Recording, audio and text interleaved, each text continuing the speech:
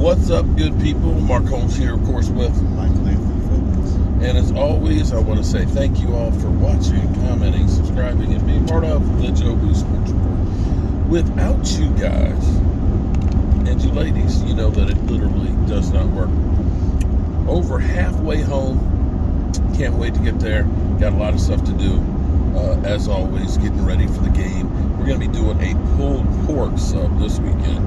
So I've got to get my pork shoulders and things. I guess get them tomorrow and get them seasoned up. So I'll start smoking Friday into Saturday. So I'll have it ready and make it easy because it's a 1 o'clock game. So I can't play around. So got a lot of work and stuff to do. And I think I need to get this haircut. It's gotten to be a little bit long and a little bit crazy. It's time. It's time. But damn you, Roz. Damn you, Roz. You and all your damn statistics and numbers and stuff. Roz is literally like Rain Man. He is constantly going through the numbers and everything else. And, you know, he'll tease me with the statistics that'll be like, oh, you're definitely going to win. You know, and stuff like that. You know, I was like, okay, cool. I like hearing that. But he just came through with one that was just like, oh, shit. So, do you know what, did I tell you what statistic he just gave me? Okay. The pressures on the sacks. No, this is actually about quarterbacks. Cooper Rush has won his first 3 starts. It's unbelievable. Especially since he was an undrafted player. In the history of the NFL, there's only been 2 players to ever start their career off with 3 victories and no losses. Kurt Warner and Cooper Rush. I'm not saying that he's Kurt Warner and that he's going to end up being, you know, Super Bowl champion, you know, Hall of Famer or anything like that. But just reality is he's done something that only Kurt Warner has done. He might get mentioned Hall of Fame. Well, here's the deal. No Cowboys quarterback, drafted or undrafted, has ever started out their career 4-0.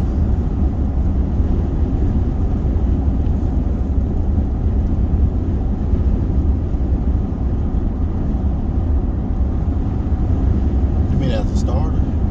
As a starter. The first 4 starts of their career, no Cowboy quarterback has started out their career with 4 straight starts.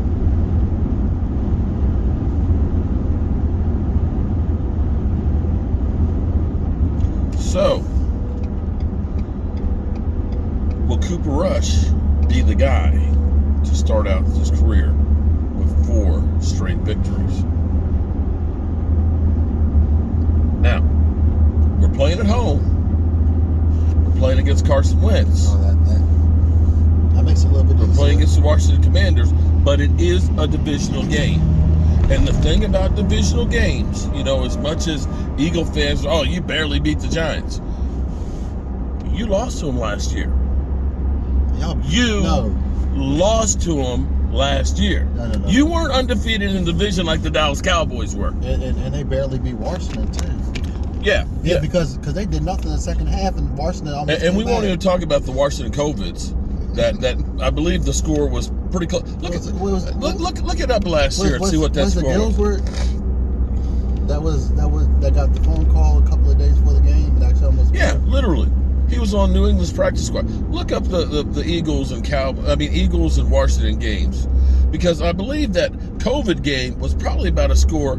I don't think you scored more than 24 points in that game against the Washington COVIDs. I think it was like 24 to 13 or something like that.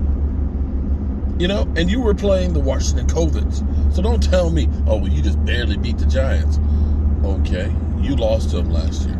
But anyway, be that as it may, it's a division game, and you've got all hell breaking loose with Washington. I can't wait to talk to Rio about this, because you now have, for the first time, and I'm 17, here.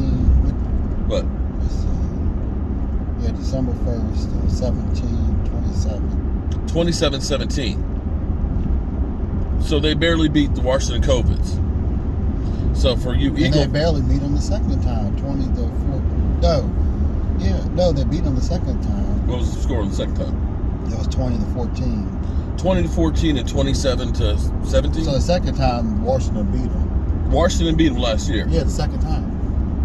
2021, yeah. And they barely beat them the first go around with the unhealthy team. With practice squad and So I don't want to hear that anymore. But be that as it may, it is a division game, and division games, are always close and unpredictable. Yeah, but you've got now for the first time, Ron Rivera is on the hot seat. Okay, Ron Rivera, and talking to, and I remember I asked Rio in the offseason, I said, if this ends up being a bad year, I said, could Ron Rivera be on the hot seat? He's like, no. He's like, Ron Rivera is actually the thing that elevates the team right now because Dan Snyder is so low that they look at him and say he is at least a good individual and the face of the franchise, and kind of makes you forget a little bit about Dan Snyder. But right now, Carson Wentz was $28 million, right? That's not his fault. No, I'm just saying, but that's what they're paying Carson Wentz. We're sitting there talking about how much Dak sucks. Dak's cap number this year is only 19. It's not his fault he got injured. And I got to look up and see what was the compensation that they had to give up to get him. They would have been better off just having Tyler Heineke save the money, or having traded for Jimmy G, because Lord knows he's not loved out there in San Francisco. Well, they had a deal in place. Right. But Carson Wentz, the big question will be is, after this year, will Carson Wentz be relegated to being just a backup? He should. A high-priced backup at that. But Ron Rivera, I saw an article today where they said they need to start looking around at coaches, and that's the first that I've heard on that one. Their defensive coordinator definitely is under fire. I question their play calling. I hope they call the game this week the same way they called it last week, because that first half was brutal. Carson Wentz was literally, and I mean literally, a deer caught in the headlights, and it didn't matter that he was going down. He was not complete passes. It was like, run the football, get some confidence, get some yards, give him a chance to catch his breath. But they kept throwing the football, 9 sacks. So it could be that Cooper Rush does something that no Dallas Cowboys quarterback will have ever done. And mind you, he's not doing it by himself. For all those out there, Cooper Rush is doing things Dak didn't do. Dak was garbage. Dak was garbage when we were scoring 40 points and losing. He was on the sideline. Well, Dak was. Exactly. He's helping them out too. But I tell you what, I wish we had this defense like in 2016. I wish we had this defense in 2014. Hell, I wish we had this defense every year, because we had a lot of teams that with that kind of defense would have been in the Super Bowl. So, anyway, we'll see. Cooper Rush, I'm rooting for you, and win number 4. What? Four. Yeah, 4. Oh, and as far as Dak goes, the Rams game is more questionable right now, is what we're hearing as far as Dak goes. More likely would be the Eagles game. So there's that matters more. Well, the NFC games matter more than the AFC. I'm just saying, though, if you had to choose which one, the division game. The division matters more. Definitely. It only matters for the playoffs. Playoffs? You're talking about playoffs? Playoffs? I'm just trying to win a game here. You know what I mean? Playoffs. The Rams game only matters for seeding in the playoffs. If we end up having a tie. All right. If we end up having the same record. Okay. All right, good people. We'll see you back to the man cave, and don't forget tonight I'll be doing a live stream with Rio Robinson, previewing the Washington Commanders versus the Dallas Cowboys. I'll see you there.